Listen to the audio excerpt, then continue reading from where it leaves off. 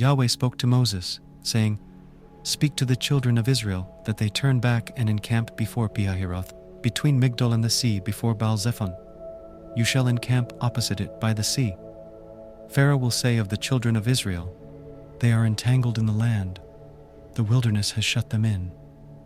I will harden Pharaoh's heart, and he will follow after them. And I will get honor over Pharaoh and over all his armies, and the Egyptians shall know that I am Yahweh." They did so. It was told the king of Egypt that the people had fled, and the heart of Pharaoh and of his servants was changed towards the people. And they said, "What is this we have done, that we have let Israel go from serving us?" He made ready his chariot and took his army with him. And he took 600 chosen chariots, and all the chariots of Egypt, and captains over all of them. Yahweh hardened the heart of Pharaoh king of Egypt, and he pursued after the children of Israel. For the children of Israel went out with a high hand. The Egyptians pursued after them, all the horses and chariots of Pharaoh, his horsemen, and his army, and overtook them encamping by the sea beside Pihahiroth, before Baal Zephon. When Pharaoh drew near, the children of Israel lifted up their eyes, and behold, the Egyptians were marching after them, and they were very afraid. The children of Israel cried out to Yahweh.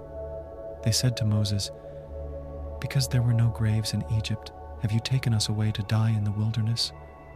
Why have you treated us this way, to bring us forth out of Egypt? Isn't this the word that we spoke to you in Egypt, saying, 'Leave us alone that we may serve the Egyptians'? For it were better for us to serve the Egyptians than that we should die in the wilderness." Moses said to the people, "Don't be afraid. Stand still and see the salvation of Yahweh, which he will work for you today. For the Egyptians whom you have seen today, you shall never see them again. Yahweh will fight for you, and you shall be still." Yahweh said to Moses, "Why do you cry to me? Speak to the children of Israel that they go forward. Lift up your rod and stretch out your hand over the sea and divide it, and the children of Israel shall go into the midst of the sea on dry ground. Behold, I will harden the hearts of the Egyptians, and they shall go in after them, and I will get myself honor over Pharaoh and over all his armies, over his chariots and over his horsemen. The Egyptians shall know that I am Yahweh, when I have gotten myself honor over Pharaoh, over his chariots, and over his horsemen." The angel of God, who went before the camp of Israel, moved and went behind them, and the pillar of cloud moved from before them and stood behind them. It came between the camp of Egypt and the camp of Israel, and there was the cloud and the darkness, yet gave it light by night, and the one didn't come near the other all the night.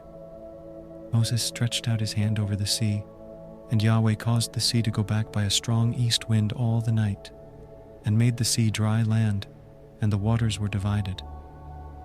The children of Israel went into the midst of the sea on the dry ground, and the waters were a wall to them on their right hand and on their left.